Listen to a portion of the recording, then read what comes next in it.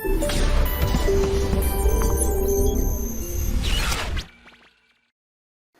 बच्चों, इस लेक्चर में हम लोग सीखेंगे लॉज ऑफ थर्मोडायनेमिक्स के बारे में। ठीक है, अब जो थर्मोडायनेमिक्स हम पढ़ चुके हैं उसमें कुछ नियम बने हुए हैं, उस नियम को फॉलो करते हुए आगे का डिस्कशन बढ़ाएंगे।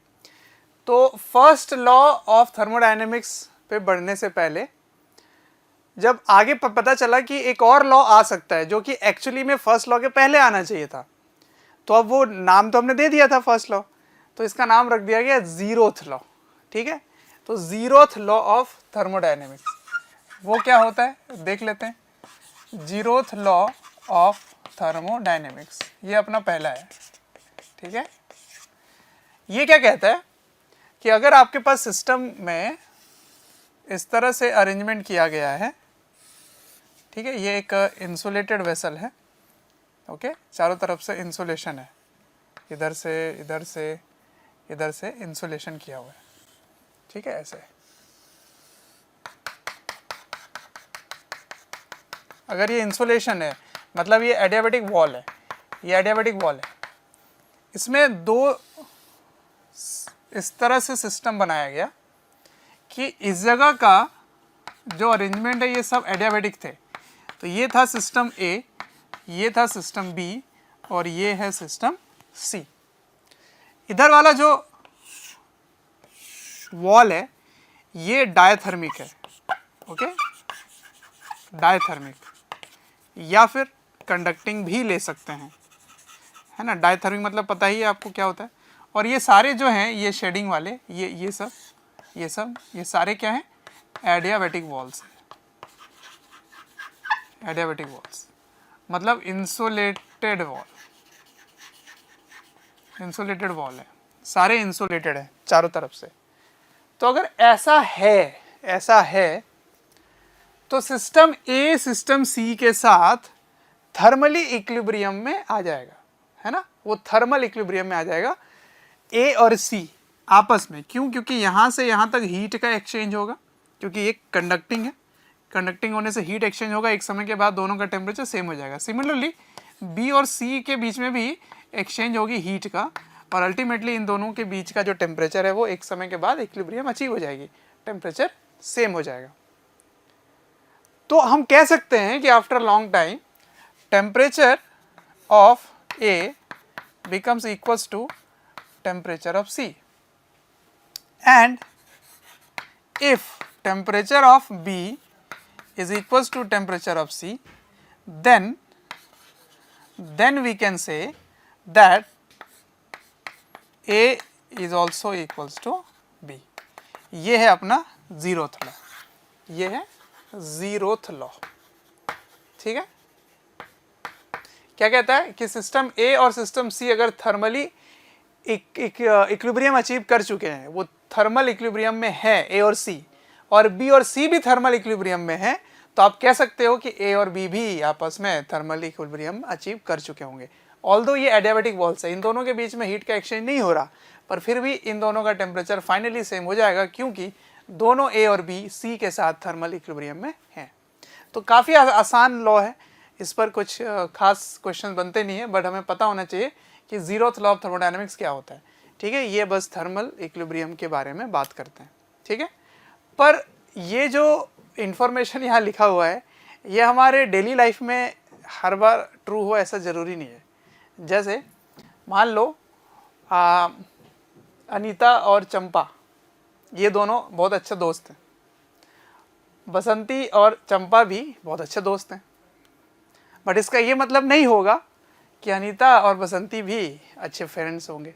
ठीक है ना, तो ये अपने डेली वर्ल्ड में ट्रू नहीं होता है कि अगर ए और सी के बीच में अच्छे रिलेशंस हैं, बी और सी के बीच में अच्छे टर्म्स हैं, तो ए और बी के बीच में भी अच्छा होगा, उनकी भी थॉट्स व्यूज़ या जो अपने कंसेप्ट है वो मैच करे, ट्यून अप हो, ऐसा ज़रूरी नहीं है।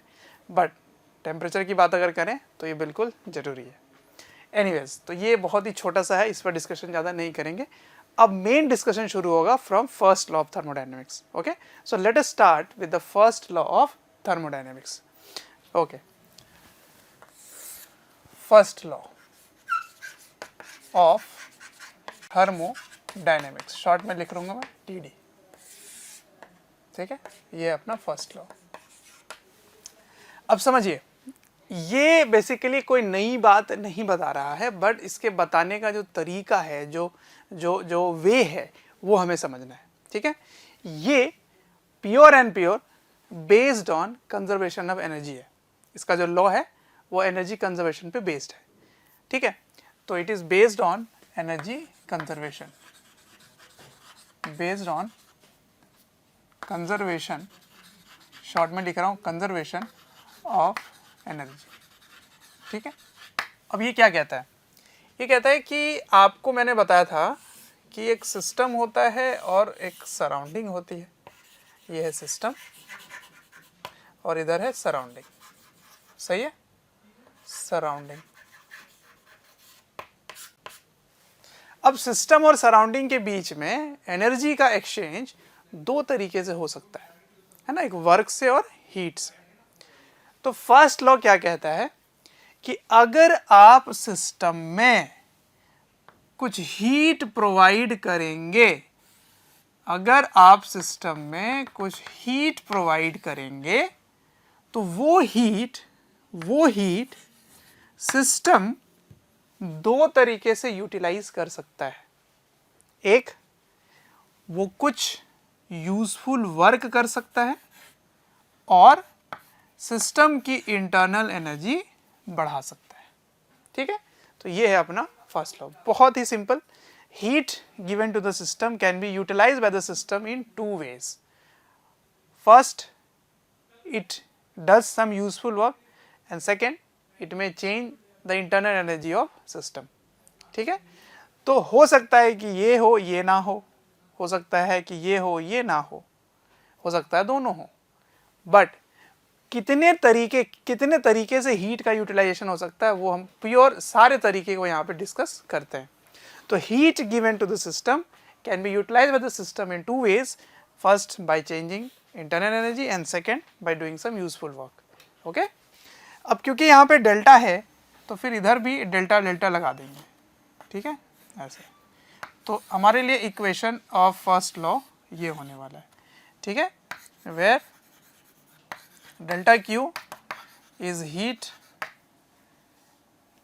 Delta W is work, delta U is change in internal energy. ठीक है, ये होगा। अब एक पॉइंट आपको नोट करना है, जैसे आपने 10th क्लास में पढ़ा होगा लेंस और मिरर फॉर्मूला, है ना, लेंस फॉर्मूला, मिरर फॉर्मूला, ये सब पढ़ा होगा। वो क्या आता है, 1/v + 1/u = 1/f। तो ये पढ़ने से पहले हम लोग साइन कन्वेंशन पढ़ते हैं कि v को कब पॉजिटिव लेंगे, कब नेगेटिव लेंगे, f को कब पॉजिटिव लेंगे, कब नेगेटिव लेंगे, और u रियल ऑब्जेक्ट के लिए नेगेटिव ही होगा। तो वहाँ एक साइन कन्वेंशन फॉलो हुआ था और उसी के अकॉर्डिंग आप उस फॉर्मूले में उसकी वैल्यू साइन के साथ रखते थे। यहाँ भी कुछ वैसा ही है। मैंने पहले आपको डिटेल में तीनों के अलग अलग जो फॉर्मूले हैं, जो उसका रूल है, वो मैंने आपको पढ़ाया। क्या पढ़ाया? इंटरनल एनर्जी क्या होता है, उसके साइन कन्वेंशन को कैसे फॉलो करते हैं। फिर हमने सीखा वर्क डन क्या होता है, उसको कब पॉजिटिव कब नेगेटिव लेते हैं, हीट को कब पॉजिटिव कब नेगेटिव लेते हैं। याद आ रहा है? तो उसी चीज़ को आप इसमें साइन के साथ रखेंगे। अब question two question language wise दिया होगा कि 50 joule of heat is given to the system, या 50 joule of heat is rejected by the system. तो जब रिजेक्टेड होगा तो नेगेटिव हो जाएगा। या 30 joule of work is done on the system. If you do work on the system, then work done will be negative. If it's work done by the system, then work done will be positive. If temperature change is negative, if temperature is lowered, then internal energy change is negative. If temperature is increased, then the internal energy change will be positive. ठीक है? तो इस सभी चीज़ को पीछे जो मैंने पढ़ा रखा है आपको पिछले लेक्चर्स में, उनमें जो साइन कन्वेंशन पढ़ाया था वो इसी को यहाँ पे सेट करने के लिए पढ़ाया था। ठीक है, यहाँ यूज़ करना है आपको। ठीक, तो मैं यहाँ लिख देता हूँ कि note all these variables need to be put with proper sign convention, ठीक है, इस पॉइंट को लिख दिया। तो साइन कन्वेंशन को फॉलो करते हुए इसकी वैल्यू पुट करनी है, ठीक है। चलिए, तो इसका साइन कन्वेंशन में यहाँ पे समराइज करके लिख दूँ क्या, कब पॉजिटिव लेते हैं कब नेगेटिव लेते हैं, मैं लिख देता हूँ, तो आप कॉपी कर लो इसको। तो बच्चों मैंने यहाँ लिख दिया है कंक्लूजन, ठीक है। देखिए, Q पॉजिटिव कब लेंगे, when heat is supplied to the system, negative कब लेंगे, when heat is drawn from the system, positive कब लेंगे W, when work done by the gas, that is when expansion, and negative कब लेंगे, when work done on the gas, that is when compression, okay. And delta U is positive with temperature rise, delta U increases, तो when delta U increases it will be positive, तो जब temperature rise होगा तो positive लेंगे, जब temperature fall होगा तो negative लेंगे, डेल्टा U क्योंकि डिक्रीज हो रहा होता है, ठीक है। तो ये साइन कन्वेंशन फॉलो करने वाले हैं, ओके। तो चलिए इसको आप नोट डाउन कर लीजिए, क्वेश्चन सिंपल सा कर लेते हैं जिस पर ये बेस्ड होगा, फिर हम लोग डिफरेंट प्रोसेस पे लगा के देखेंगे कि फर्स्ट लॉ लगाने के बाद क्या कंक्लूजन निकल के आ रहा है हमारे पास, ओके। चलिए फर्स्ट क्वेश्चन देखते हैं। फर्स्ट क्वेश्चन क्या है, a gas does 20 kilo joule of work, ठीक है, एंड रिसीव 16 किलो जूल। तो देखिए इस लैंग्वेज को आप क्वेश्चन में वेरिएबल्स को पुट करने में हेल्प लीजिए।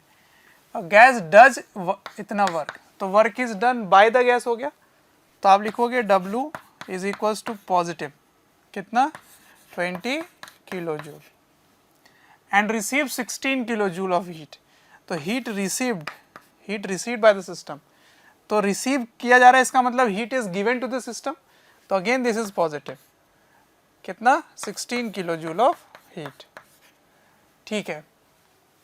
When it expanded between the two states, दो स्टेट के बीच में जो एक्सपेंशन होता है, तो ये बात थी। A second kind of expansion can be found between initial and the final state.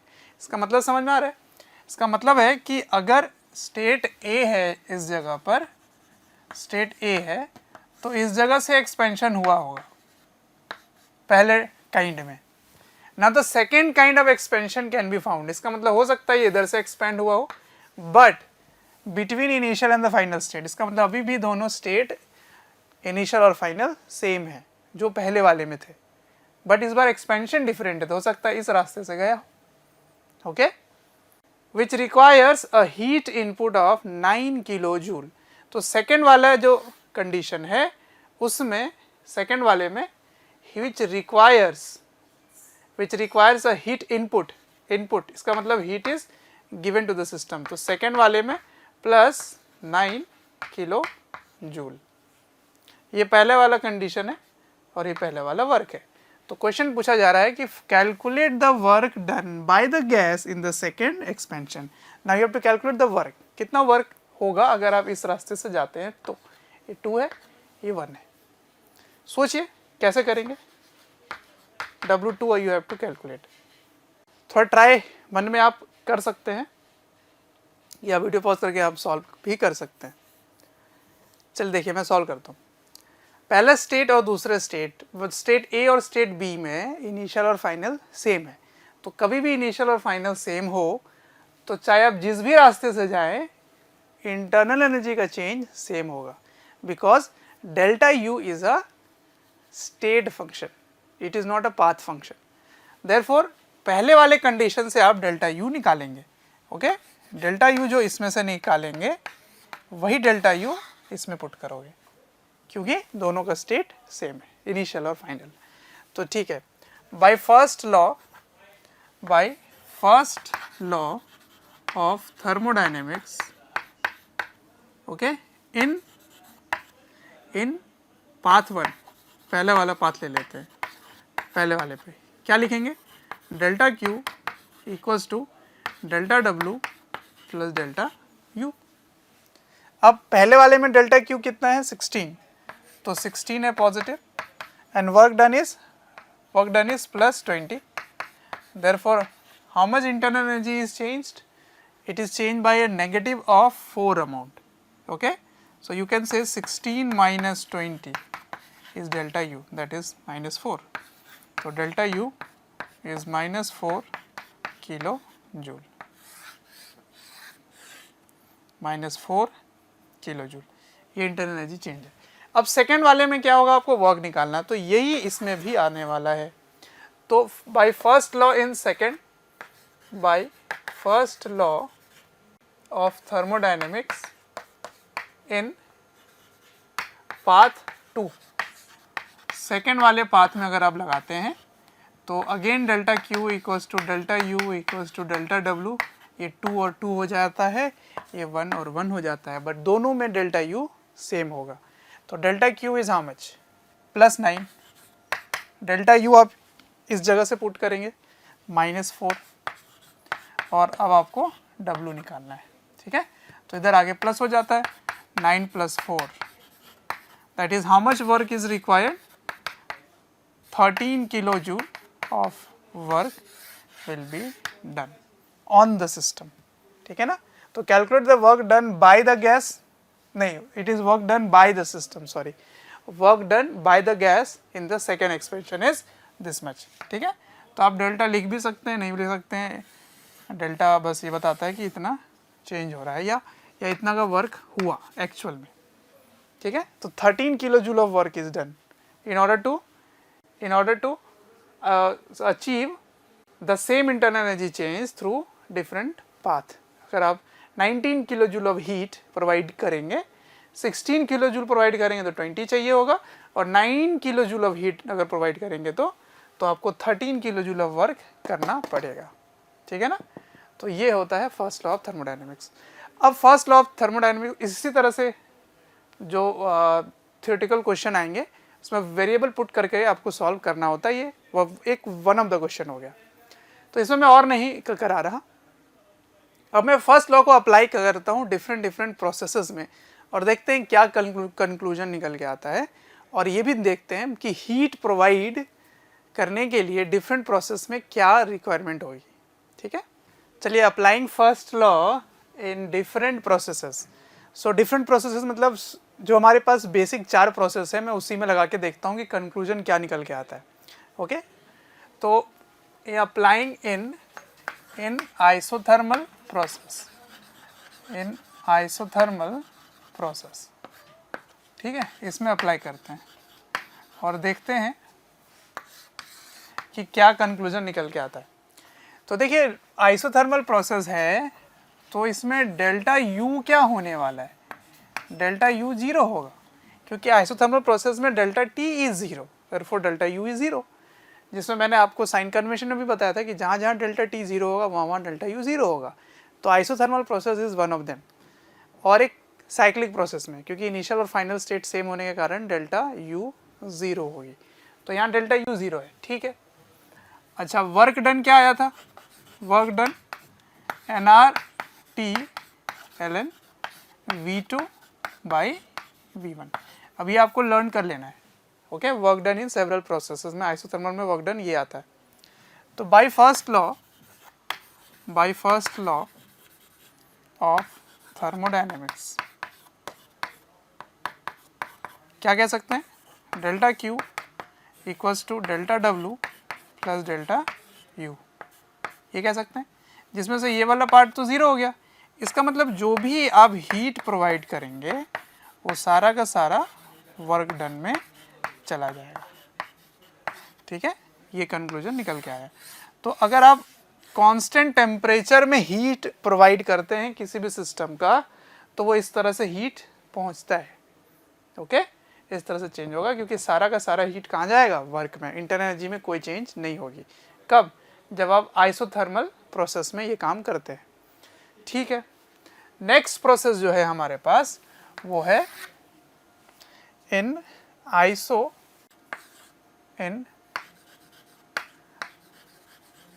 Isobaric process, ठीक है। आइसोबैरिक प्रोसेस में मैं फर्स्ट लॉ लगा रहा हूँ।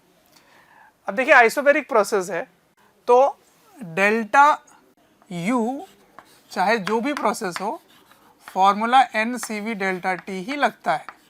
ये पॉइंट आप दिमाग में सेट कर लो, क्योंकि ये केवल इनिशियल और फाइनल स्टेट पे डिपेंड करता है। अब ये क्यों होता है मैं अभी डिराइव करके भी दिखा दूंगा आपको। Delta U is NCV delta T, ठीक है। और W क्या होगा इसमें, वर्क डन क्या होगा बच्चों, work done delta W is, क्या मैं लिख सकता हूँ एन आर डेल्टा टी, क्योंकि ये आइसोबैरिक प्रोसेस है। ऑल्दो पीडीवी भी होगा और पीडीवी को एन आर डेल्टा टी लिख सकते हैं। तो by first law we can say delta Q is delta U plus delta W, किसी को भी पहले लिख लो, कोई प्रॉब्लम नहीं है। तो यहाँ लिख सकते हैं n C V delta T plus N R delta T.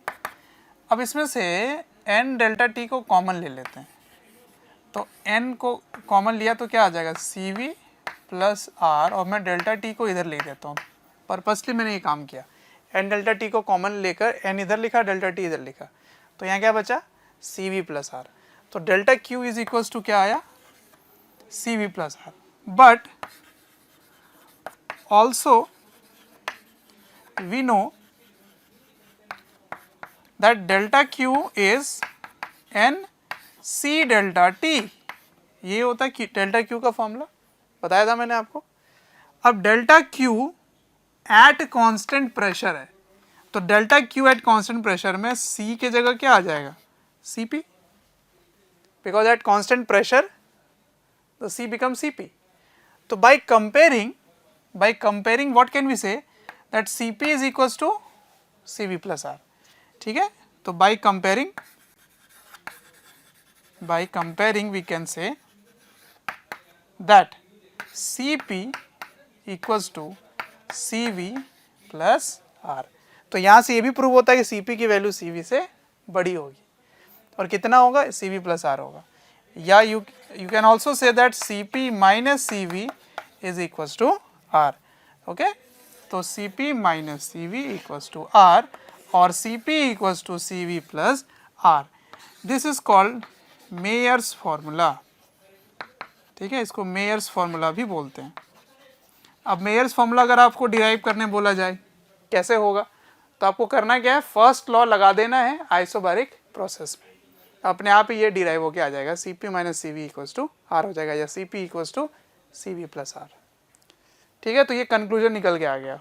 ठीक है, अब मैं आइसोकोरिक प्रोसेस में फर्स्ट लगा के देखता हूं कि उससे क्या कंक्लूजन निकल के आता है। ठीक है, इतना आप कॉपी कीजिए। चलिए अब आइसोकोरिक प्रोसेस में देख लेते हैं क्या आता है। नंबर 3, इन आइसोकोरिक प्रोसेस, देखिए आइसोकोरिक प्रोसेस में क्या कांस्टेंट होता था बच्चों, वॉल्यूम कांस्टेंट होता था। सही है, वॉल्यूम कांस्टेंट। अगर वॉल्यूम कांस्टेंट है इसमें तो क्या जीरो था, वर्क डन जीरो था, है ना। इसको डेल्टा यू बोल सकते हैं, डेल्टा डब्ल्यू बोल सकते हैं, वर्क डन इज जीरो। इसका मतलब by first law what can we say that delta Q is equals to delta U, क्योंकि डेल्टा डब्ल्यू तो जीरो हो गया, वर्क डन तो हुआ ही नहीं कांस्टेंट वॉल्यूम में। और डेल्टा क्यू का फॉर्मूला क्या होता है, NC डेल्टा टी, है ना, NC delta T. But process कैसा है, आइसोकोरिक, इसका मतलब आप CV लिख सकते हैं। इसका मतलब डेल्टा U का फॉर्मूला क्या हो गया, डेल्टा U का फॉर्मूला हो गया NCV डेल्टा टी। ठीक है, ये भी डिराइव हो गया। अब क्योंकि आपने एक कांस्टेंट वॉल्यूम में डिराइव करके रखा है और डेल्टा U जो है वो किसी प्रोसेस पे डिपेंड नहीं करता, तो आपने डिराइव तो प्रूफ या डिराइव तो आपने आइसोकोरिक प्रोसेस में किया, लेकिन आप हर जगह लगा सकते हैं इसको। आइसोबारिक में लगा सकते हैं, एडियाबैटिक में लगा सकते हैं, किसी जनरल प्रोसेस में लगा सकते हैं। डेल्टा यू हमेशा NCV डेल्टा टी ही होने वाला है। ठीक है, तो delta U is NCV delta T.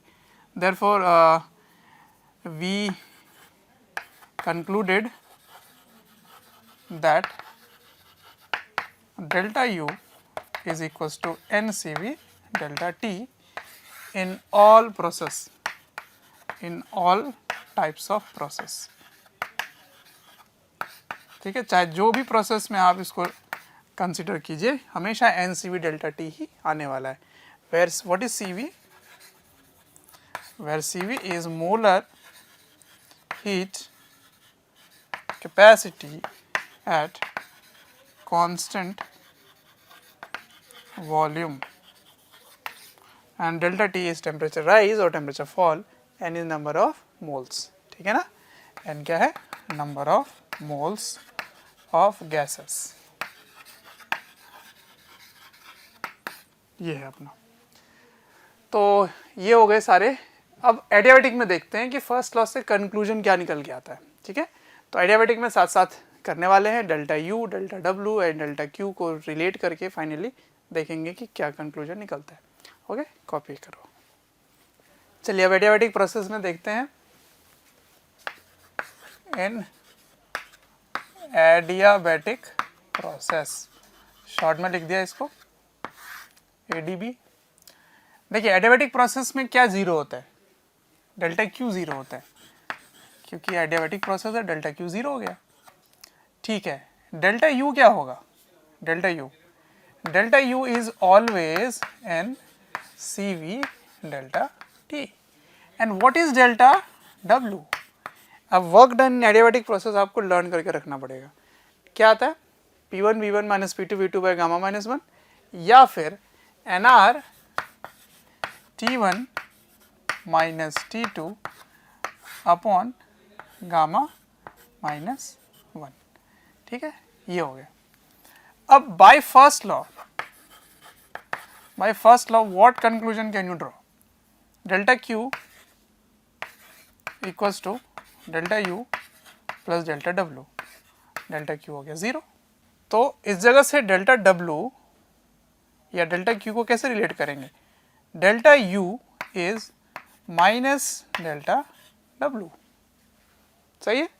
अब डेल्टा यू को क्या लिखोगे, n C V delta T, और इस जगह पे एक माइनस है और यहाँ पे T1 माइनस T2 है, तो क्या आप ऐसे लिख सकते हैं माइनस ऑफ माइनस, इसमें माइनस आपने कॉमन ले लिया, तो NR T2 minus T1 upon gamma minus 1। अब ये माइनस माइनस हो गया प्लस, अभी इस जगह से डेल्टा टी और इस जगह का डेल्टा टी कैंसिल हो गए, एन और एन भी कैंसिल हो गए। तो जरा कंपेयर करो तो क्या आ रहा है, देखो बहुत ही इंपॉर्टेंट पॉइंट समझ में आ गया, that C V is equals to R by gamma minus 1, ठीक है। ये भी एक फॉर्मूला है सी वी का। अगर आपको गामा पता है तो आप सी वी डायरेक्ट निकाल सकते हैं। वेरीफाई करके देख ले क्या, चलिए चेक करते हैं। मोनोएटॉमिक का याद है क्या आपको, एग्जाम्पल मोनोएटॉमिक कितना होता है, गामा मोनोएटॉमिक का वो होता है ना CP बाई CV से, तो 5/3 हो जाता है ना, 5/3। अब इसको वेरीफाई करते हैं कि CV जो हमें याद था और जो इस फॉर्मूले से सेट बैठ रहा है या नहीं।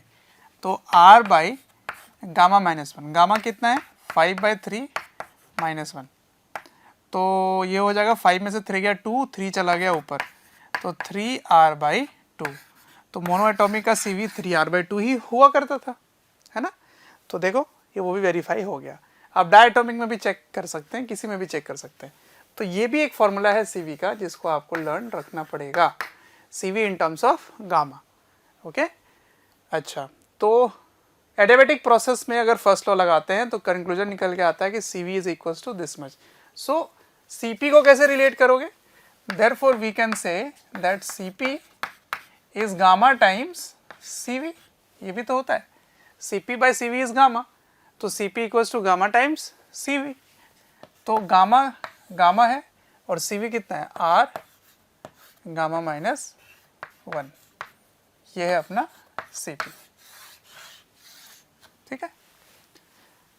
तो अगर CP निकालना हो तो गामा से ऐसे पुट करके देख सकते हो। चलो एक बार वेरीफाई कर लेते हैं, इसी मोनोएटॉमिक का जरा चेक करो, मोनोएटॉमिक का। तो गामा कितना है, गामा है 5/3 R अपॉन गामा माइनस 1, तो गामा माइनस 1 क्या होगा, ये हो जाएगा 2/3, तो ये 3 और ये 3 कैंसिल, तो 5/2 R इज CP, है ना। वेरीफाई हो गया, 5/2 होता है, बिल्कुल वेरीफाई हो रहा है। तो स्टूडेंट्स एडियाबैटिक प्रोसेस से कंक्लूजन निकलता है कि CV का ये फॉर्मूला होता है। तो हमने फर्स्ट लॉ तीनों ही प्रोसेस में लगा के कंक्लूजन निकाला, जिसमें से आइसोथर्मल से पता चला कि जो भी हीट आप देंगे सिस्टम में वो वर्क में परफॉर्म हो जाएगा। आइसोबारिक से हमें ये समझ में आया कि CP is equals to CV plus R, ठीक है। और आइसोकोरिक से ये समझ में आया कि डेल्टा यू हमेशा N C V delta T ही होता है। और एडियाबेटिक से क्या कंक्लूजन निकल के आया कि सी वी का formula R by gamma minus one होता है।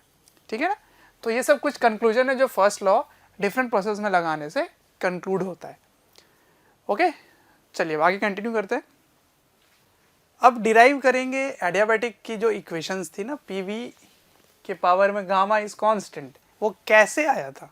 मैंने कह दिया था कि एडियाबेटिक की ये इक्वेशन होती है, बाकी सारे तो हमें पता है, ठीक है, पी कांस्टेंट है किसी में, वी कांस्टेंट है किसी में, टी कांस्टेंट है, बट ये कैसे आ गया उसको मैंने कहा था कि आगे जब फर्स्ट लॉ में पढ़ाऊंगा तो डिराइव करके दिखाऊंगा। ठीक है, तो अब वो समय आ गया है।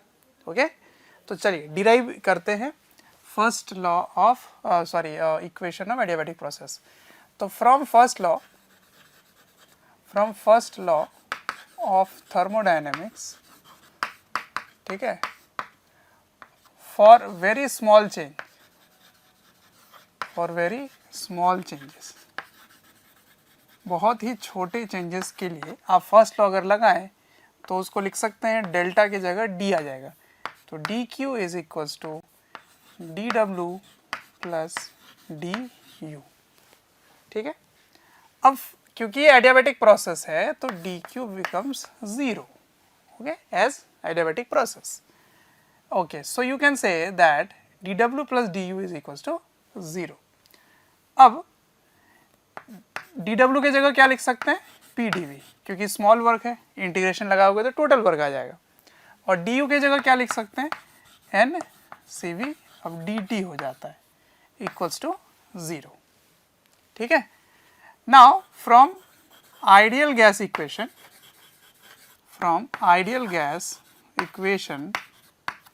we can say PV equals to nRT. Now differentiate with respect to temperature. Temperature के रिस्पेक्ट में इसको डिफ्रेंशिएट कीजिए। तो यहाँ पे प्रोडक्ट रूल लगेगा, ठीक है ना, प्रोडक्ट रूल जो डिफ्रेंशिएशन में हमने पढ़ा था वो लगेगा। तो एक बार इसको कांस्टेंट मान के इसको डिफ्रेंशिएट करना है, फिर एक बार इसको कांस्टेंट मान के इसके डिफ्रेंशिएशन करनी है और बीच में प्लस का साइन आएगा। तो यू वी जो मैंने पढ़ाया था वही लगेगा यहाँ पे। ओके, सो तो पहले v का डिफ्रेंशिएशन, तो d V by d T plus, अब p का डिफ्रेंशिएशन v को कांस्टेंट रखेंगे तो v d p by d T equals to t के रिस्पेक्ट में डिफ्रेंशिएशन करोगे तो 1 आ गया, t का t के डिफ्रेंशिएशन 1 आ गया और nr कांस्टेंट है। ठीक है, अब इस जगह जो dt है इसको कॉमन लेकर इधर भेज दीजिए और nr को नीचे ले आइए, तो क्या हो गया, p dv प्लस v dp divided by nr equals to dt। This is my second equation and this is first equation. तो सेकेंड इक्वेशन से फर्स्ट इक्वेशन में डेल डी टी की वैल्यू सब्सटीट्यूट कर दो और देखो क्या आता है। तो चलो सब्सटीट्यूट करते हैं।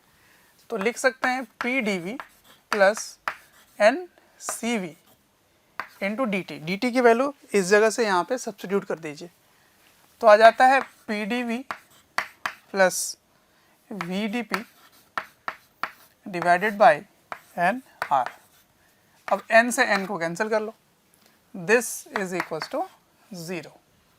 ठीक है, अब r एलसीएम लेकर r उधर भेज के हटा लो, तो ये आ जाता है p into R D V plus, इसको इससे मल्टीप्लाई कर लीजिए तो C V P D V plus इसको इससे मल्टीप्लाई कर लीजिए C V into V into D P equals to 0। ठीक है जी, अब पी डी वी इसमें भी है, पी डी वी इसमें भी है, तो पी डी वी को कॉमन ले लेते हैं। तो पी डी वी को जैसे ही आपने कॉमन लिया, अंदर क्या आ गया, आर प्लस सी वी।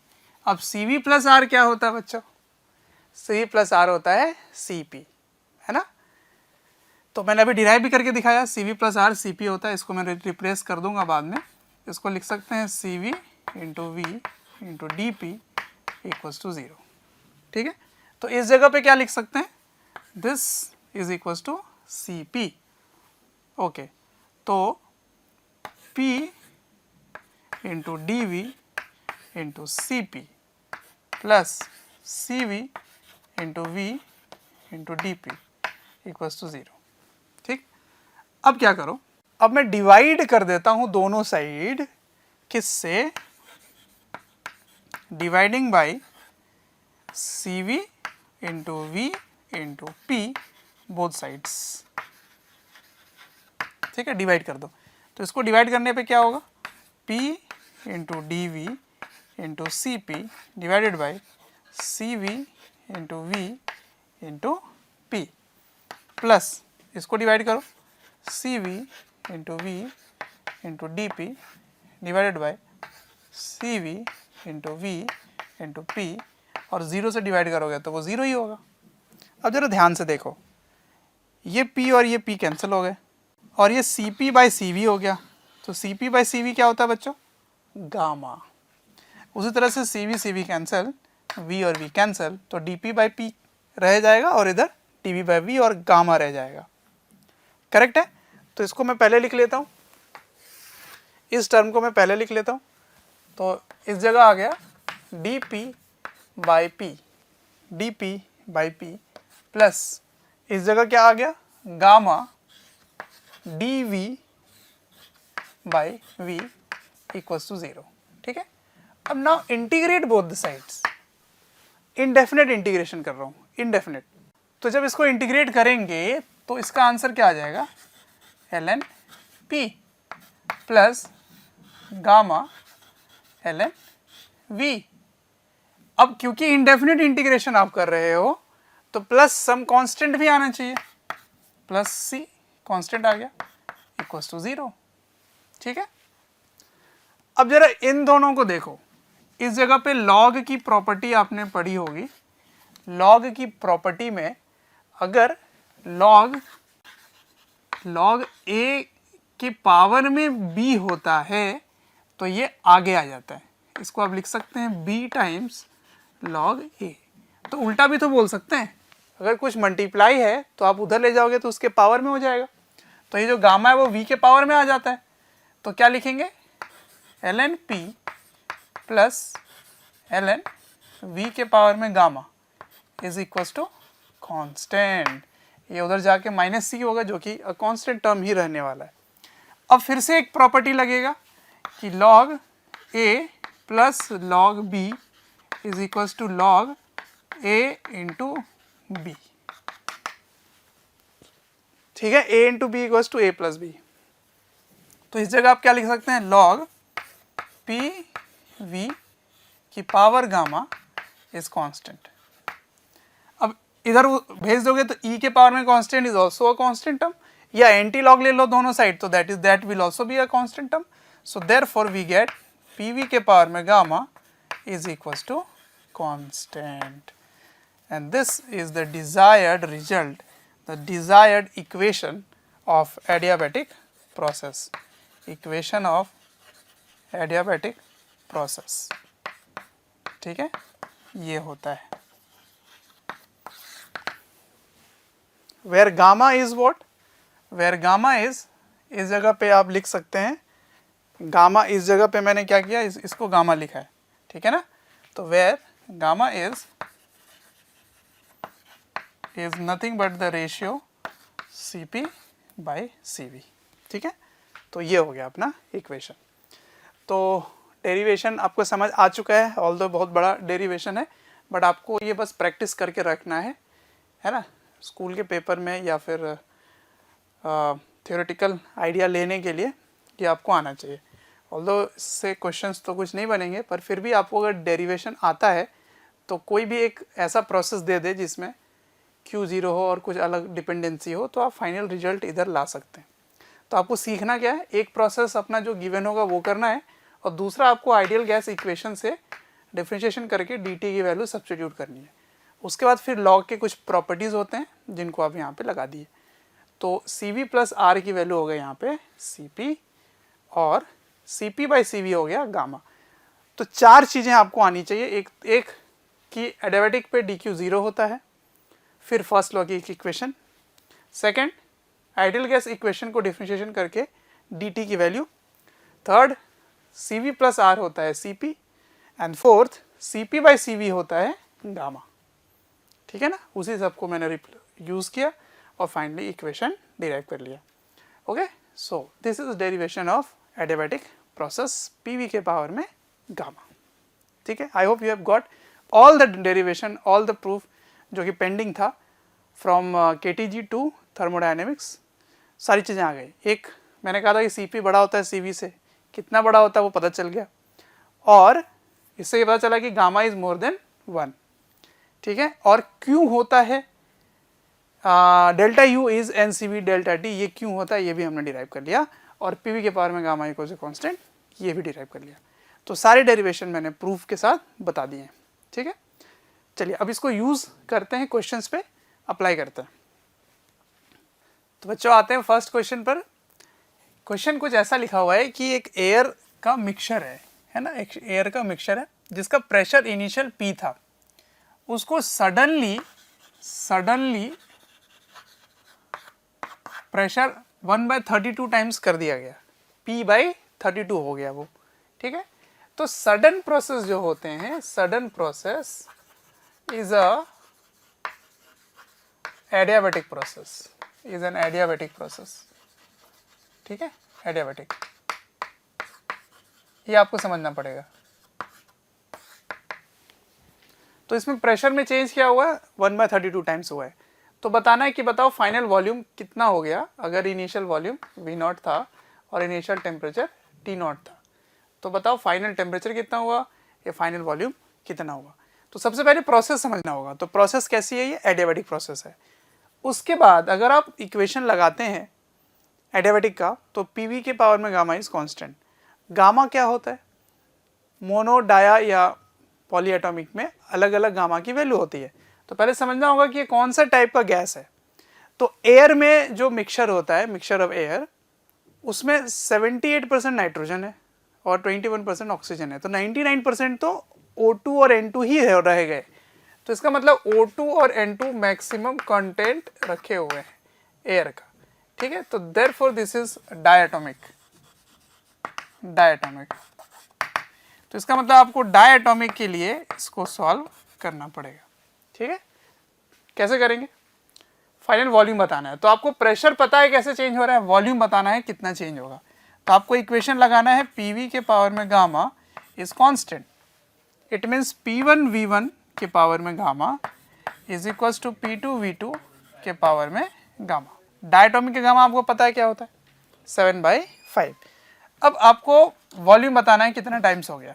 ठीक है, तो P1 को P0 ले लेते हैं, या P रखते हैं P0 को।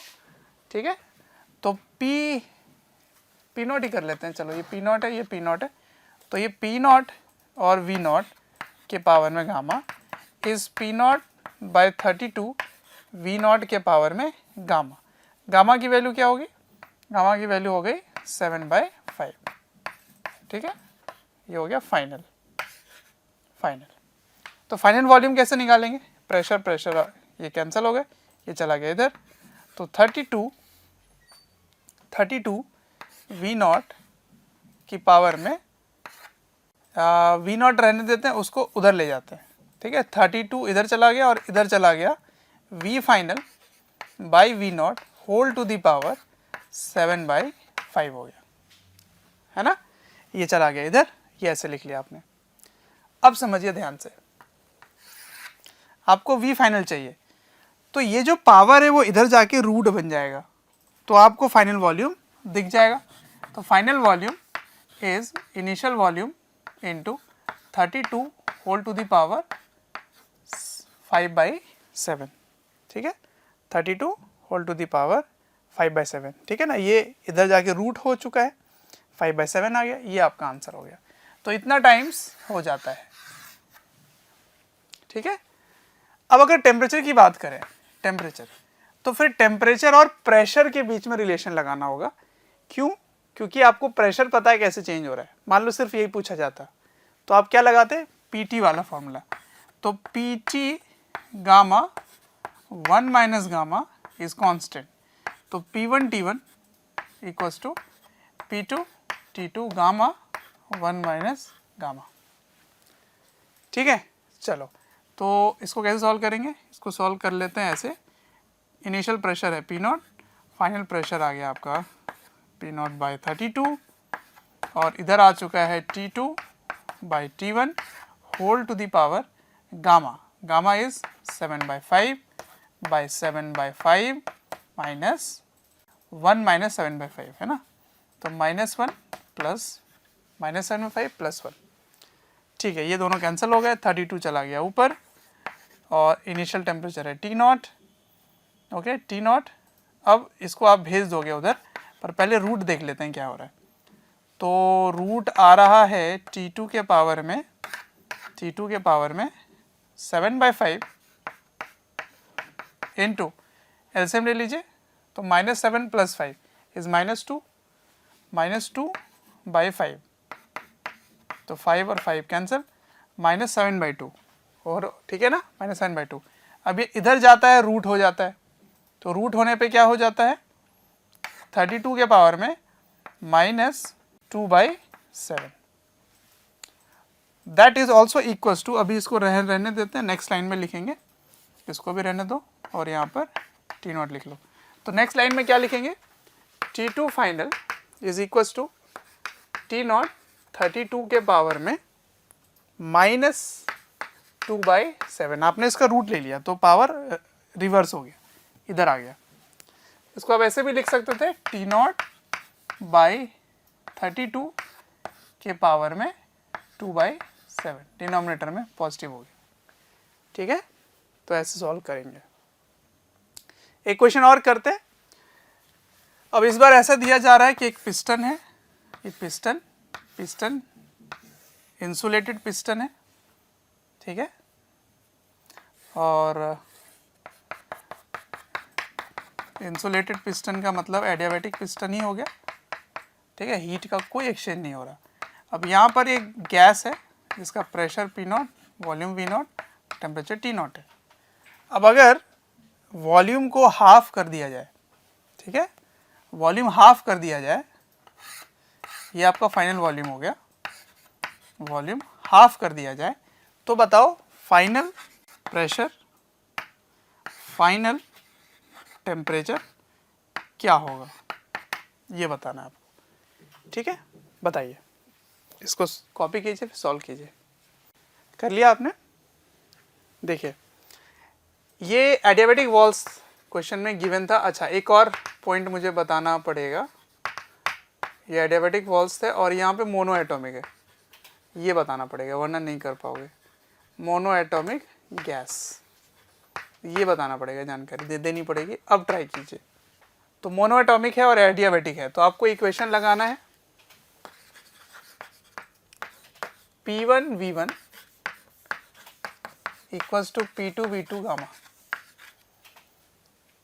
इनिशियल प्रेशर नहीं पता, इनिशियल वॉल्यूम V0, तो क्योंकि आपको जो निकालना है ना उसको वो काम उधर ले जाया करो हमेशा. तो इसको लिख सकते हैं P1/P2 is V2/V1 whole to the power gamma. ऐसे कर लिया करो. अब इनिशियल प्रेशर है P0, फाइनल प्रेशर आपको निकालना है. ठीक है, इनिशियल वॉल्यूम, फाइनल वॉल्यूम हो गया V0/2 और इनिशियल वॉल्यूम था V0. और गामा मोनोएटॉमिक का कितना होता है, मोनोएटॉमिक गैस है ना, तो गामा हो जाता है 5/3. तो फाइनल प्रेशर विल बी, ये कैंसिल हो गया, ये 2 इधर आ गया, ये इधर, ये इधर. तो फाइनल प्रेशर इस 2 के पावर में 5/3, 2 के पावर में 5/3 इंटू P0. ये हो गया. अब टेम्परेचर कैसे निकालेंगे? टेम्परेचर के लिए आप फॉर्मूला लगाएंगे TV के पावर में गामा -1 इज कांस्टेंट. तो T1V1 T2V2 गामा -1. ठीक है, तो initial temperature final temperature relation निकालना है. तो T1/T2 is V2/V1 whole to the power gamma -1. ठीक है ना. तो initial temperature is how much? Initial temperature is T0, final temperature you have to find. Okay, initial volume is final volume is V0/2 into initial volume is V0 and gamma -1. Monoatomic का gamma कितना होता है 5/3 minus 1. अब LCM लेके solve कीजिए. तो 5 - 3 is 2, 2/3. ये दोनों कैंसिल हो गए. तो ये इधर चला गया, ये इधर आ गया, रीअरेंज कर लीजिए। तो चलो इधर ही कर लेता हूँ मैं। तो T naught T final is, ये चला जाता है इधर, तो T naught into 2 to the power 5 3 2/3 2 to the power 2/3, ये आके इधर मल्टीप्लाई हो जाता है टी नॉट के साथ। तो ये हो गया आपका फाइनल टेम्परेचर, ये हो गया आपका फाइनल प्रेशर। ठीक है, तो कभी भी एडियाबैटिक प्रोसेस के क्वेश्चन आपको दिए जाए तो आपको इन्हीं इक्वेशंस को यूज़ करना है। टीवी के पावर में गामा -1 इज कांस्टेंट, पीटी के पावर में gamma by 1 minus gamma is constant, या फिर पीवी के पावर में गामा इज कांस्टेंट। तो कांस्टेंट होने का मतलब क्या हुआ, P1 V1 gamma equals to P2 V2 gamma, या P1 T1 gamma by 1 minus gamma equals to P2 T2 gamma by 1 minus gamma. अब इसमें देखिए 4 चीज़ें हैं, 1 2 3 4, और ये भी एक ले लो 5। तो इन 5 में 4 इन्फॉर्मेशन हमेशा गिवन होगा आपको अलग अलग ढंग में। ठीक है, तो टाइप ऑफ गैस लिखा रहेगा तो गामा आपको पता रहेगा। प्रेशर में अगर वेरिएशन है तो फिर टेम्परेचर में वेरिएशन पूछेंगे, टेम्परेचर में वेरिएशन है तो फिर प्रेशर में वेरिएशन पूछेंगे, तो आप ये लगाओगे। अगर वॉल्यूम और प्रेशर के बीच में रिलेशन होगा तो ये लगाओगे, और अगर टेम्परेचर और वॉल्यूम के बीच में रिलेशन होगा तो ये लगाओगे। Got it? तो इस तरह से क्वेश्चन को करेंगे एडियाबैटिक प्रोसेस के क्वेश्चंस। ठीक है ना, तो इक्वेशन समझ में आ गया कैसे करना होता है। ठीक है, कॉपी कीजिए। तो बच्चों नेक्स्ट क्वेश्चन की तरफ बढ़ते हैं। ये एक अच्छा क्वेश्चन है, इसको आप बढ़िया से समझना, एक एक स्टेप को समझना। ठीक है, क्वेश्चन क्या है कि 2 चैम्बर्स हैं, okay, chamber A and chamber B.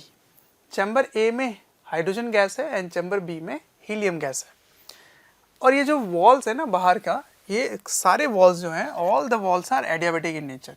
ये भी सारे वॉल्स एडियाबैटिक हैं। ठीक है, तो all walls are adiabatic, all are adiabatic walls, मतलब हीट का एक्सचेंज बाहर से सिस्टम से सराउंडिंग के बीच में नहीं होगा।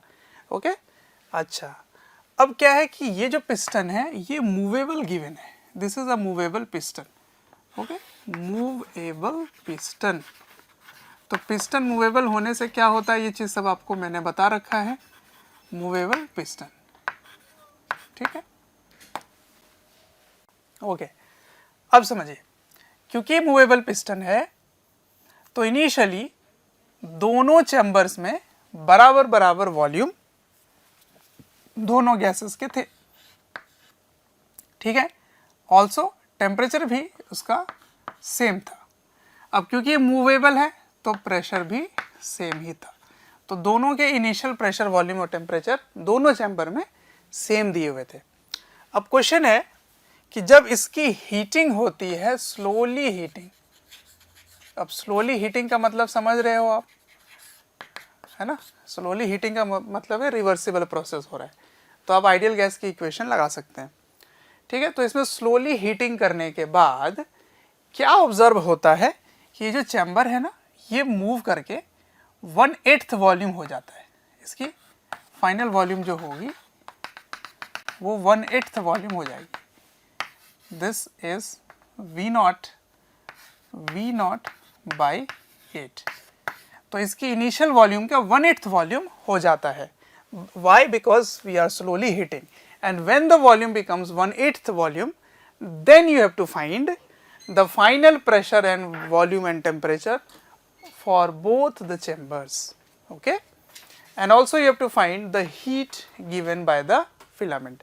ये फिलामेंट कितना हीट प्रोवाइड कर रहा है इस सिस्टम में, ये भी आपको कैलकुलेट करना है। ठीक है, 2 क्वेश्चन है। ठीक है, तो after heating if the final volume of B is 1/8 the initial, then find final pressure, volume, temperature of both A and B and heat given by the filament. ठीक है, ये आपको फाइंड करके बताना है।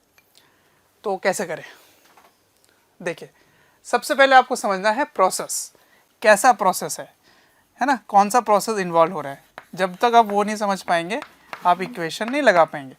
तो सबसे पहले देखते हैं चैम्बर ए में कैसा प्रोसेस है।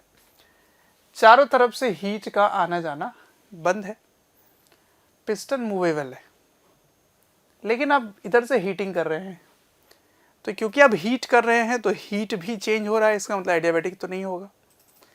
क्योंकि ये पिस्टन मूवेबल है इसीलिए प्रेशर भी चेंज होगा। मतलब इधर वाला पार्ट जो है वो क्योंकि कंप्रेस हो रहा है, वॉल्यूम कम हो रहा है, तो प्रेशर में चेंज हो रहा होगा, तो इधर भी वही प्रेशर उसी तरह से चेंज हो जाएगा। इसका मतलब इसमें प्रेशर भी चेंज हो रहा है, हीट भी चेंज हो रहा है, वॉल्यूम भी चेंज हो रहा है, सब कुछ चेंज हो रहा है। इसका मतलब हमारे जो पुराना जो प्रोसेस है उनमें से कोई भी प्रोसेस नहीं है, ना टेम्परेचर कांस्टेंट है, ना हीट कांस्टेंट है, ना वॉल्यूम कांस्टेंट है, ना प्रेशर कांस्टेंट है। तो ऐसे प्रोसेस को बोलते हैं कोई भी जनरल प्रोसेस। तो ए का हमें पता ही नहीं है प्रोसेस कैसा है, तो उससे आप कोई काम नहीं कर पाएंगे। पर बी के तरफ आते हैं, बी के तरफ। बी के तरफ क्या हो रहा है, ये जो वॉल्स है ना, ये वाला वॉल एडियाबैटिक है, ये भी एडियाबैटिक है, ये भी एडियाबैटिक है, ये भी एडियाबैटिक है। इसमें बाहर से कोई हीटिंग हो नहीं पा रही है और अंदर में कोई इसकी फिलामेंट है नहीं जो हीट इसको दे। इसका मतलब इसमें हीट कांस्टेंट है। इसका मतलब चैम्बर बी में एडियाबैटिक प्रोसेस लगा सकते हैं। तो चैम्बर बी की क्लियर इमेज है हमारे पास, तो बी से हम ए के तरफ बढ़ेंगे। ओके, चलिए, तो for chamber B as walls are insulated from all sides and no heating element inside, so it is an adiabatic process. But A is any general process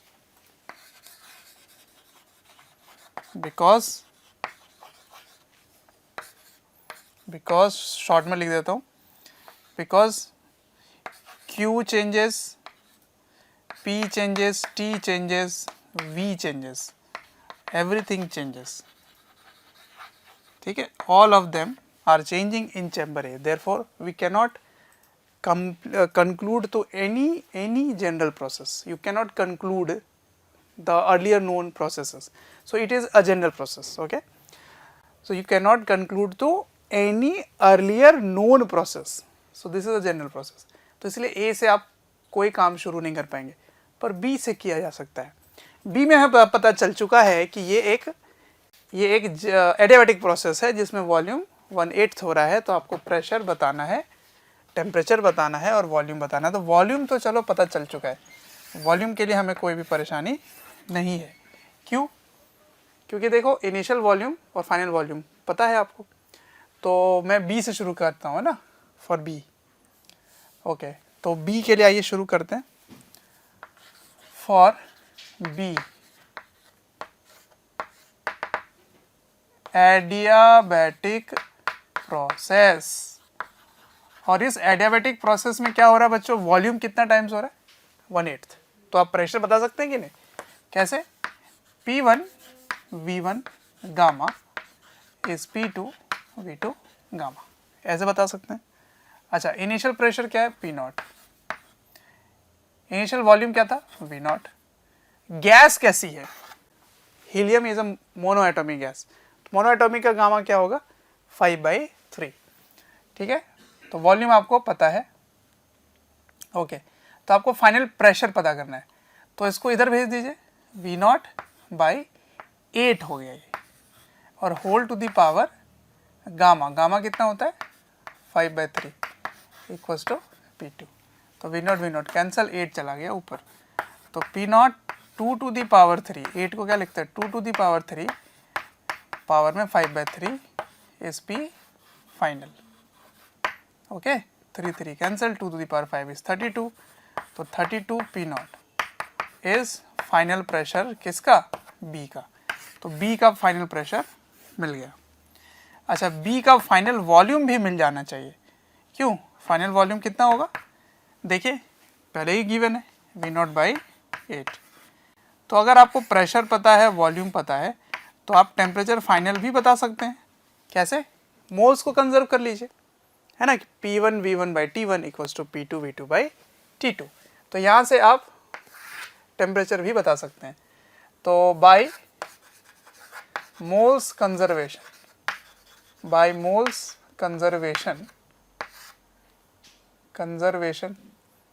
मान लेते हैं, शॉर्ट में लिखा हुआ है मैंने, तो क्या बोल सकते हैं? P1 V1 by T1 is P2 V2 by T2।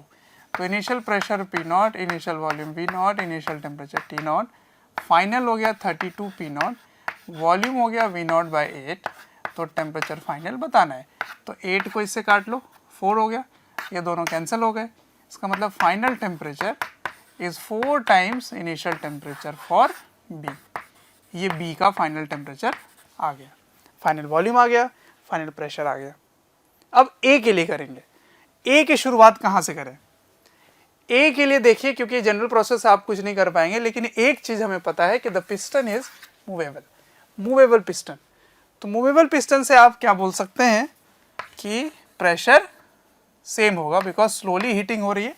Slowly heating होने से क्या होगा? पूरे टाइम इक्विलिब्रियम मेंटेन रहेगा। इतनी स्लोली होगी कि प्रेशर में वॉल्यूम चेंज होने पे प्रेशर में जो वेरिएशन आया होगा वो फिर से इक्वलाइज हो जाएगा। तो जो यहाँ पे प्रेशर में चेंज आया वही चेंज इधर भी होगा, क्योंकि ये मूवेबल है तो फोर्स इसमें सेम रहने वाला है इक्विलिब्रियम अचीव करने के लिए। तो for a, as piston is movable,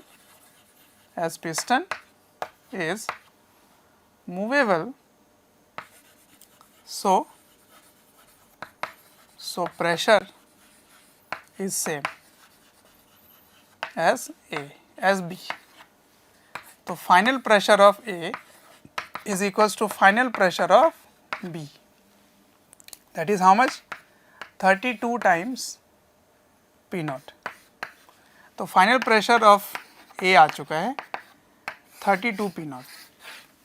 अब अगर वॉल्यूम मिल जाए तो फिर मैं मोल्स कंजर्व करके निकाल लूँगा। तो वॉल्यूम भी मुझे पता है कितना होगा। देखो पहले टोटल वॉल्यूम कितना था? V0 plus V0 2 V0। अभी 2 V0 में V0 बाई 8 माइनस कर दो तो ये पूरा चैम्बर ए का हो जाता है ना। तो मैंने वॉल्यूम लॉजिक से निकाल लिया, कोई खास डिफिकल्ट था नहीं। तो वॉल्यूम को क्या किया मैंने? देखिए ये काम किया, ये वाला जो वॉल्यूम है ये V0 बाई 8 है, तो ये क्या होगा? 2 V0 minus V0 by 8, right. तो ये हो जाता है A के लिए और ये हो जाता है B के लिए। तो 16 minus 1 15, that is final volume of A is 2 V0 minus V0 by 8, that is 15 by 8 V0। आ चुका है ये वॉल्यूम, है ना। प्रेशर आ गया, वॉल्यूम आ गया। अब टेम्परेचर कैसे करेंगे? मोल्स कंजर्व कर देंगे by moles conservation. P0 V0 T0 is final pressure is 32 P0, final volume is 15 by 8 V0, 15 by 8 V0, P0 V0 by T final। ठीक है। अब इसको अगर ध्यान से देखो तो ये दोनों तो कट गए वैसा ही, पर यहाँ पे 15 टाइम्स आ चुका है।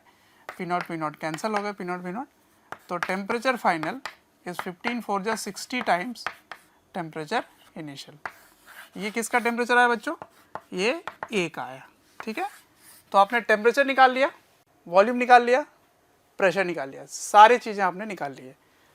अब सेकेंड पार्ट जो है वो सोचिए वो कैसे निकालेंगे। ठीक है, टेम्परेचर वॉल्यूम सब कुछ हो गया। Second, what is the heat given by the filament, ये बताना है। कैसे करें?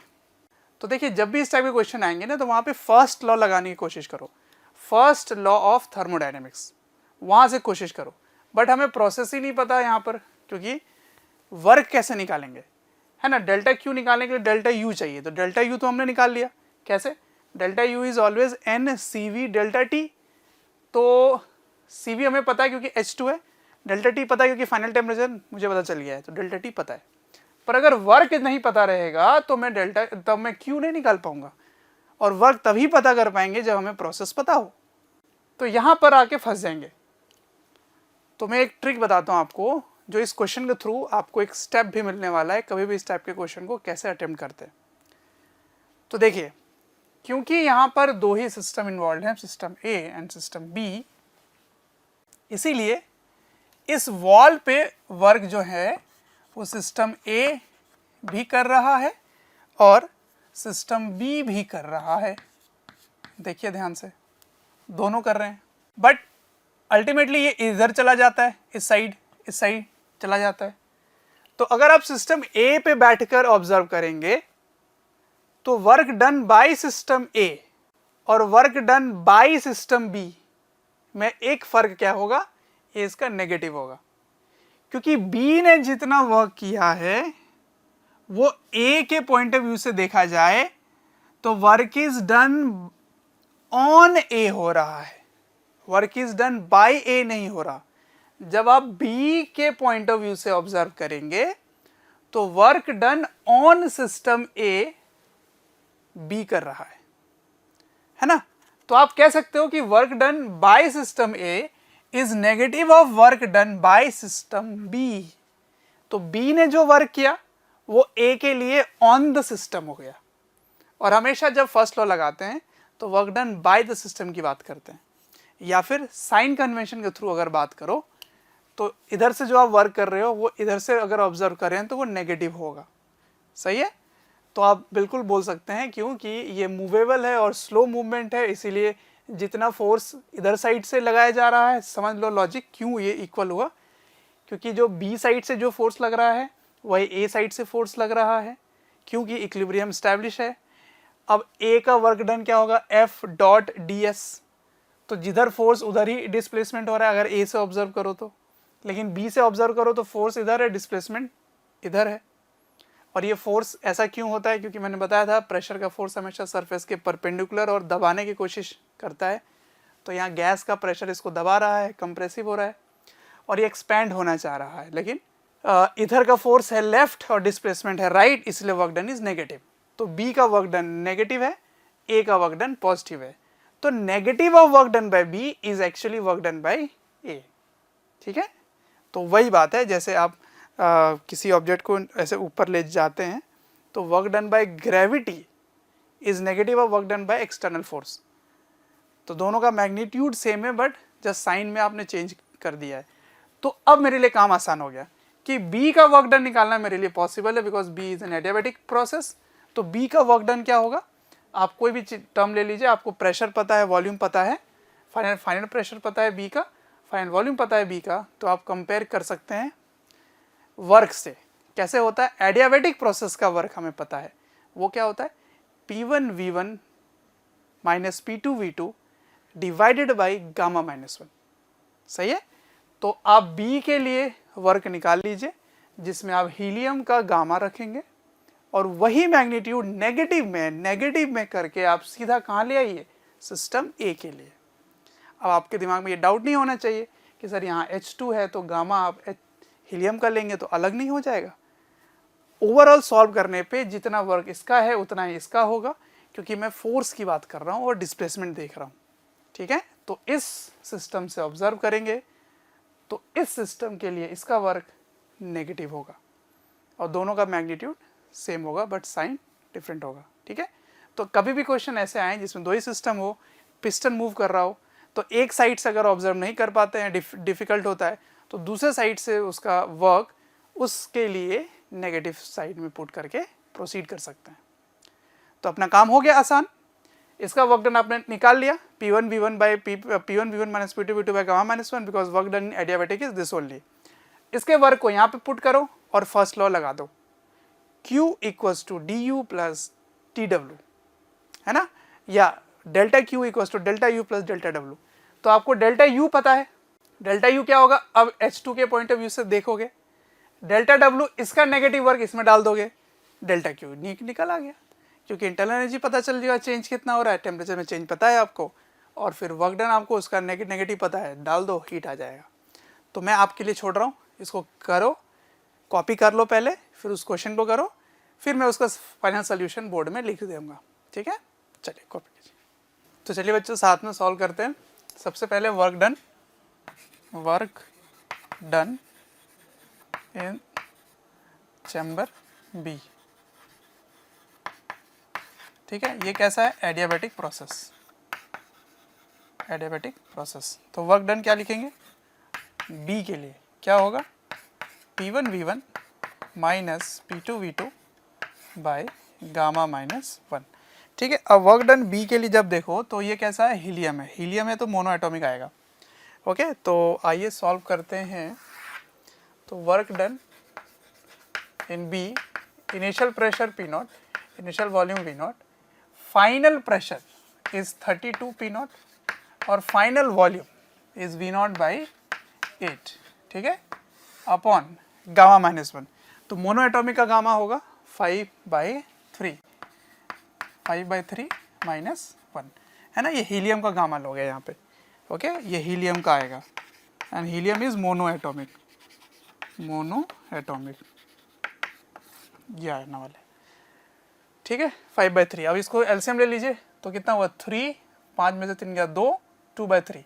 और इसको सॉल्व करो तो ये क्या आ चुका है, 4 माइनस 1, तो माइनस 3 हो गया है ना। ये 4 है, माइनस 1 कर दो तो 3 P0 V0 डिवाइड बाई इसमें कितना आ रहा है, इसमें आ रहा है 2 और 3 चला गया ऊपर, तो -9/2 P0 V0।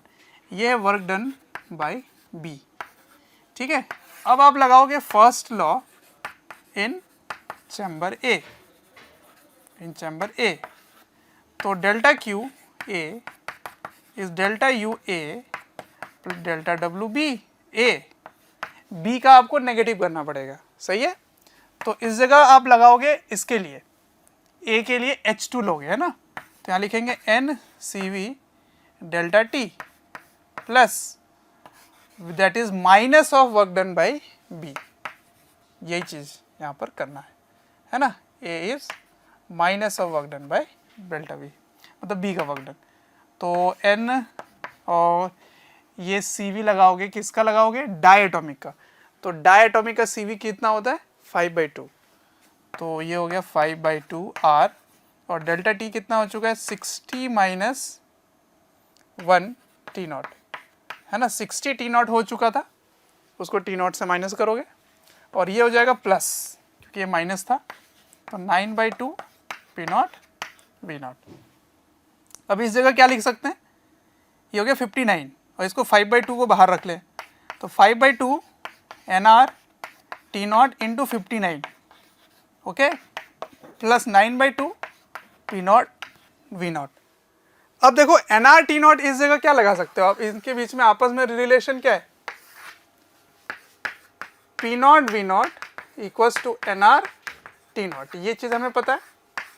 तो NR T0 की जगह क्या लिख सकते हैं, P0 V0। Therefore delta Q A के लिए that is Q by filament का जो हीट है, फिलामेंट हीट, ठीक है। क्या लिख सकते हैं, NR T0 की जगह P0 V0। तो ये हो चुका है 5 into 59/2 into P0 V0 plus 9/2 P0 V0, ठीक है। अब इसको सॉल्व कर लीजिए, आंसर आ जाएगा आपका, है ना। 59 इंटू 5 प्लस 9, तो 5 इंटू 59 प्लस 9/2 P0 V0। इतना हीट कहाँ से मिल रहा है, इस फिलामेंट से मिल रहा है, ठीक है। तो ये एक बहुत ही बढ़िया क्वेश्चन था ये, इसमें मैंने सारे कंसेप्ट मिक्स करके पूछ दिए थे, ठीक है। इसको आप प्रैक्टिस कीजिए, पहले इसको कॉपी कीजिए, फिर एक बार गो थ्रू कीजिए कि क्या हो रहा है इसमें, है ना। एक बार फिर से इसको रिवाइज करो, और अगर नहीं समझ आया थोड़ा वीडियो पीछे ले जाओ, इसको रीप्ले करो और वापस से इस चीज़ को अच्छे से समझ के लिखो, ओके। चलिए कॉपी कर लीजिए। Okay, so next question which we take for adiabatic process is based on mean free path, ठीक है। मीन फ्री पाथ मैंने कहा था जब काइनेटिक थ्योरी ऑफ गैसेस में पढ़ा रहा था, उसमें मैंने कहा था एक बार फिर से आएगा ये टॉपिक जब मैं थर्मोडायनामिक्स पढ़ाऊंगा आपको। तो देखिए क्या क्वेश्चन है, consider an ideal gas confined in an isolated closed chamber, ठीक है, isolated close chamber. As the gas goes adiabatic expansion the average time of collision between the molecules increases by v के power में x, okay, v के power में x के factor से वो change हो जाता है. Where v is the volume of gas. Find the value of x in terms of this gamma. इस गैस का गामा दिया गया है, दैट इज Cp/Cv दिया गया है, ठीक है. तो ये जो Cp/Cv है ये मोलर हीट कैपेसिटी होता है, okay. This is molar heat capacity का रेशियो है eight constant pressure at constant volume. Although हमने काफ़ी बार डिस्कशन कर लिया इस पर. तो ये गामा है, तो आपको गामा के टर्म्स में आंसर देना है, x की value in terms of gamma बताना है. कैसे सोचा है, इसका अप्रोच क्या होना चाहिए. देखिए इसमें लिखा है कि the average time of collision. तो एवरेज टाइम ऑफ कोलिजन के लिए आपको टाइम रिलेट करना है. तो average time of collision is average distance of collision, that is mean free path. Average distance collision क्या है, mean free path, divided by average speed. ये एवरेज है अपना, ये एवरेज है, तो ये एवरेज आ गया है ना. मीन फ्री पाथ ही कहलाता है एवरेज. ये एवरेज ही है, ऑलरेडी एवरेज है, इसमें लिखने की जरूरत नहीं है, ये होता है. तो आपको डिपेंडेंसी बताना है, कितने फैक्टर से वो चेंज हो गया, मतलब आपको वॉल्यूम रिलेट करना है यहाँ पर. तो देखो लैम्डा का फॉर्मूला क्या होता था. लैम्डा यानी कि मीन फ्री पाथ क्या होता था, याद है आपको, 1/√2 पाई d² into n, where n is the number of gas molecules per unit volume. तो इस n को हटाकर अगर मैं रिप्लेस करूं इसको एग्जैक्ट वैल्यू से, तो यहाँ पे टोटल मॉलिक्यूल्स बाय वॉल्यूम करना चाहिए. तो वॉल्यूम चला जाएगा ऊपर, तो volume by √2 pi d² into number of molecules n. इसका मतलब lambda is directly proportional to volume. ये वॉल्यूम है, ये स्पीड है. And this average speed is dependent on this average speed, sorry, v average is dependent on √T. Temperature पे depend करता है ना. √3 RT/m होता है, सॉरी एवरेज है, तो एवरेज है 8/π वाला फैक्टर आ जाता है. बट मुझे बस डिपेंडेंसी देखना है, तो ये √T के डिपेंडेंट हो रहा है, और ये किस पे डिपेंडेंट हो रहा है, वॉल्यूम पे. तो वॉल्यूम और टेम्परेचर आ गया, बट मुझे टेम्परेचर को रिप्लेस करना है वॉल्यूम के टर्म्स में, तभी मैं इसका जो रेशियो है उसको सॉल्व करके मैं v के टर्म्स में रिप्लेस कर पाऊंगा. समझ पा रहे हो अप्रोच क्या हो रहा है. तो इसका फैक्टर तो चलो v पे डिपेंडेंट हो गया. अब मुझे एवरेज स्पीड जो टेम्परेचर पे डिपेंड कर रहा है उसको वॉल्यूम के टर्म्स में रिप्लेस करना है. तो उसके लिए इन्होंने प्रोसेस बता दिया है. कैसा प्रोसेस है, एडियाबैटिक एक्सपेंशन हो रहा है, एडियाबैटिक एक्सपेंशन हो रहा है. तो आपको एडियाबैटिकली जो इक्वेशन है उसको यूज करना होगा. बाय एडियाबैटिक एक्सपेंशन इक्वेशन आपको टेम्परेचर और वॉल्यूम रिलेट करना है. तो पीवी के पावर में गामा कांस्टेंट यूज नहीं करोगे, क्योंकि प्रेशर का यहाँ कोई रोल नहीं है, टेम्परेचर और वॉल्यूम का रोल है. तो आप लिखोगे T V gamma -1 is equal to constant, ये यूज करने वाले हैं. तो इसका मतलब temperature is some constant divided by volume के पावर में गामा -1. ठीक है, this is second equation, this is first equation. तो इसको इसमें डाल दीजिए. तो therefore you can say that average speed is dependent on 1/√v के पावर में गामा -1 बोल सकते हैं. अब देखो ये लैम्डा जो है वो वॉल्यूम के डिपेंडेंट हो गया और एवरेज स्पीड भी वॉल्यूम के डिपेंडेंट हो गया. अब दोनों को डिवाइड कर दो तो टाइम की डिपेंडेंसी वॉल्यूम के साथ निकल आएगी. तो average time of collision will be proportional to, क्योंकि एग्जैक्ट वैल्यू मैंने रिप्लेस नहीं किया है, proportional to v divided by, अब इसको क्या लिख सकते हैं, गामा -1 के पावर में 1/2 है ना, पूरे को बाई 2 कर सकते हो.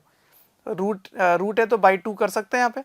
तो ये डिनोमिनेटर में है तो 1/√2 v के पावर में गामा माइनस 1 बाई 2।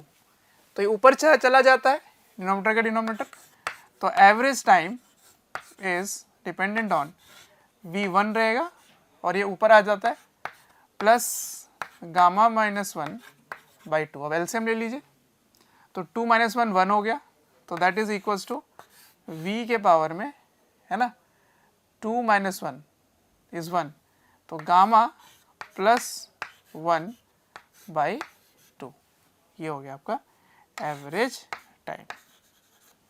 इस तरह से डिपेंडेंट है, इसका मतलब x की वैल्यू क्या आ गई बच्चों, गामा प्लस 1 बाई 2।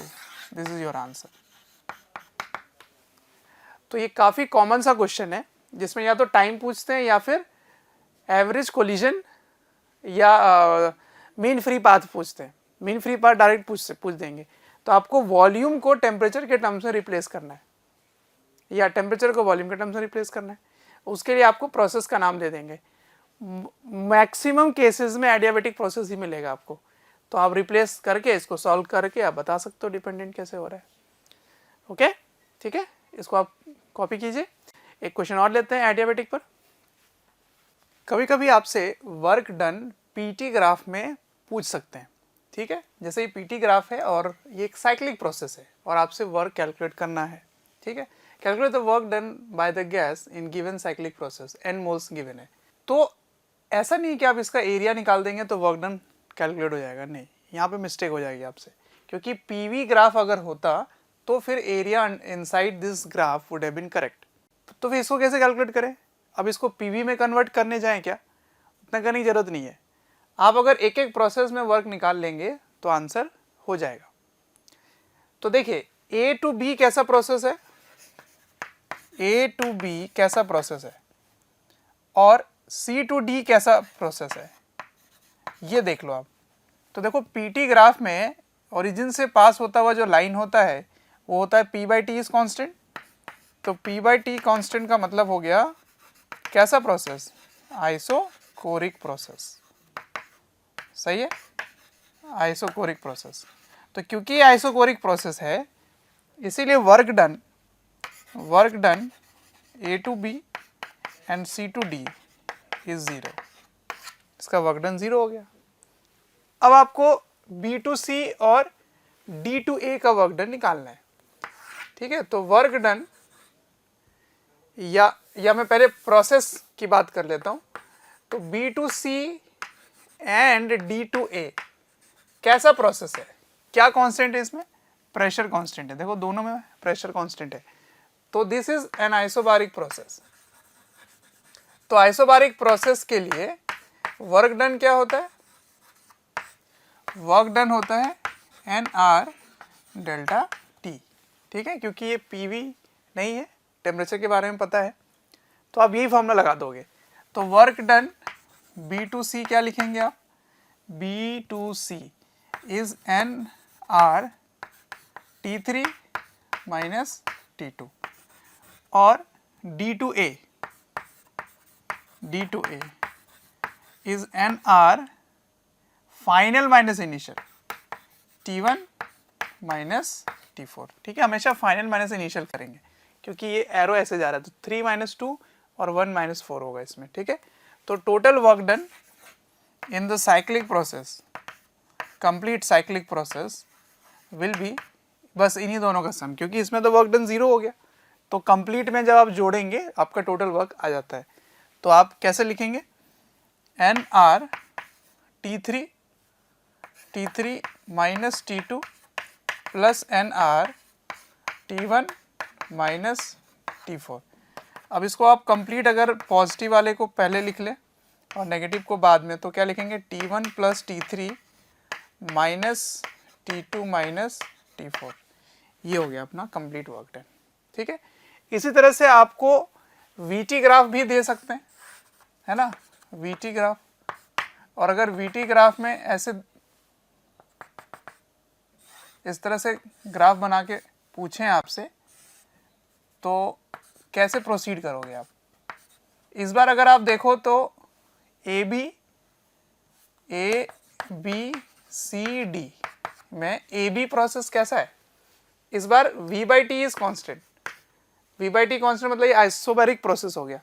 तो आइसोबैरिक प्रोसेस में टेम्परेचर गिवन होगा, और टेम्परेचर नहीं गिवन होगा तो फिर वॉल्यूम गिवन होगा, और वॉल्यूम का जो वेरिएशन होगा V1 से V2, उसी वेरिएशन में आपको टेम्परेचर का भी वेरिएशन मिलेगा उस रेशियो में, because V1 by T1 should be equals to V2 by T2। इस चीज़ का आप ध्यान रखना। तो अगर V1 और V2 मैंने दे दिया और T1 दे दिया तो T2 आप निकाल लेंगे, तो टेम्परेचर में चेंज पता चल जाएगा आपको। तो NR डेल्टा T से आप इसका वर्क डन निकाल लेंगे। अब B टू C का वर्क क्या होगा, देखो इसमें वॉल्यूम कांस्टेंट है, तो अब यहाँ पे वर्क डन 0 होगा।